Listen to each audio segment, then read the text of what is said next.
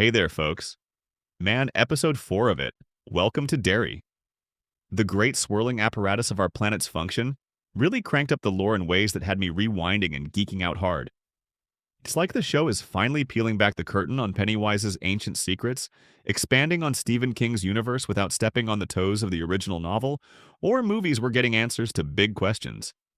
How did this entity end up on Earth? Why the clown getup? And why is it stuck around Derry all these centuries? The title itself nods to that biology class reel explaining the thing's role in our world.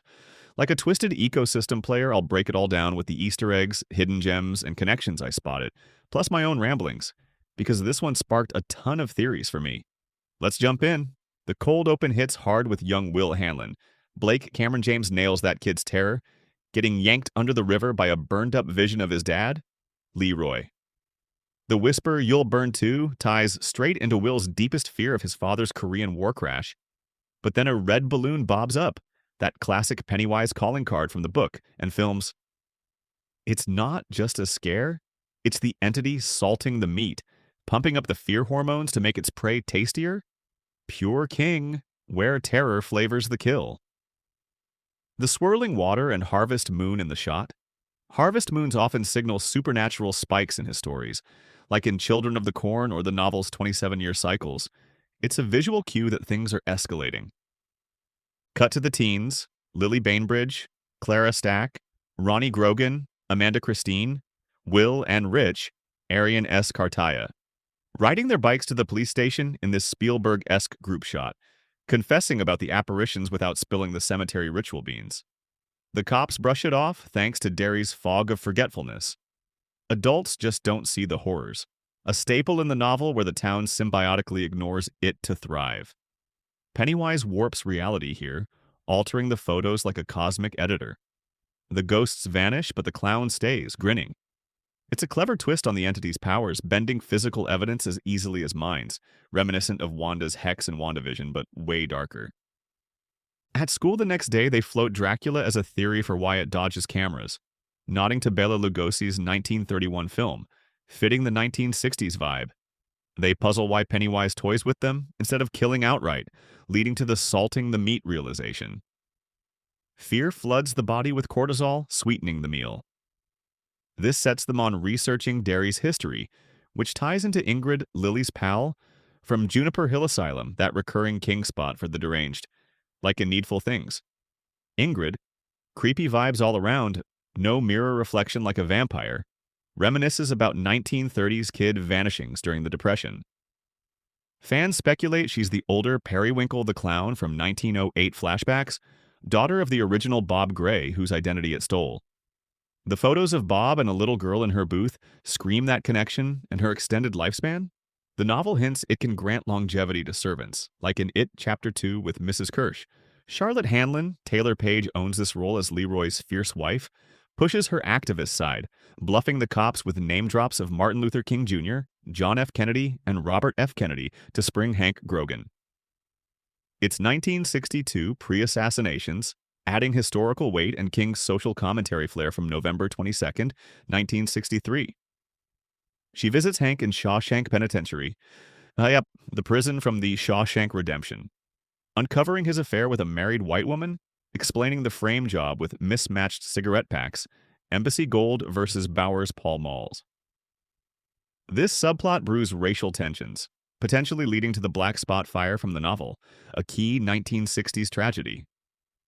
Rose, Kimberly Guerrero, the antique shop owner, drops by the Hanlons with gifts, chatting ancestors and manifest destiny, setting up the episode's big lore dump. Her tribe, the Children of Maturin, that cosmic turtle from the Dark Tower, nemesis to it, holds ancient knowledge. Photos on the mantle show Hanlon forebears in wars, hinting at generational trauma. Rose probes the military's pipeline project, sensing it's tied to the evil she warns Charlotte about. Bad things happen here in Derry. Keep your loved ones close. Dick Halloran, Chris Chalk, channeling a younger, edgier version from The Shining, helps his men fix up an off-base shed to dodge racism, but touching the slingshot triggers visions. Deadlight's glowing orange, his grandmother urging, "Keep that lid on tight," foreshadowing control lessons in Dr. Sleep. Korean war flashes and sewer horrors with that damp, rot smell from the novel's lair. It's like Pennywise rifling through his mind like flipping pages in a book. Leroy confronts him and Halloran warns off the project, grabbing his arm for a silent vision, probably Leroy's future clash with it. The kids watch another duck and cover reel with Bert the Turtle, school mascot and subtle Maturin avatar, warning of dangers like Pennywise will spills to Charlotte about the photos, linking Ronnie's dad. Leroy spots a balloon twice, his analytical mind. Post-amygdala injury, no fear response, connecting dots to the entity harassing his son. Marge's arc explodes in the shop class horror. Her eyes bulge like parasitic flatworms after stalking Lily, inspired by the biology lesson on snails and birds. Ironic payback for bullying Lily. She chisels at them in panic, King's gross-out body horror, akin to The Raft. Lily intervenes, but the kids burst in, framing her as the attacker, upping stakes for her Juniper Hill return. The mind meld scene is gold. Halloran shines into Taniel, Rose's nephew, quiet lore keeper, for Galoo memories, the tribe's name for it, exiled from Todash darkness, King's multiverse void, in a meteorite, crashing eons ago. Visions show the deadlights emerging, roaming until humans evolved for tastier prey. The tribe, Daughters of Maturin, trapped it with 13 meteor shards and carapaces, turtle shells, Maturin's symbol, binding it to Derry's area. Settlers ignored warnings, letting it grow stronger. Halloran pauses the vision, questioning young Taniel, adult mind, about the pillar's location. Under the wellhouse tunnels to the cistern lair. Personally, this episode's lore drop is masterful, expanding why it stays in Derry, trapped not choice, without retconning the book where it could have conquered Earth unchecked. It critiques colonialism too, with the tribe as guardians. Theories? The shards as a fear weapon could backfire, unleashing it? Beyond Derry, Halloran's visions hint his Dr. Sleep path, and Ingrid's no reflection? She's it-touched. Maybe Mrs. Kirsch.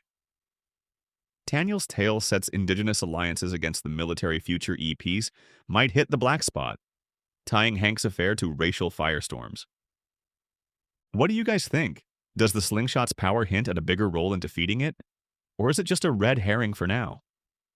Drop your wildest theories in the comments below, and if this breakdown got you hyped for the next episode, hit that like button and subscribe so you don't miss out on more deep dives into Derry's dark corners.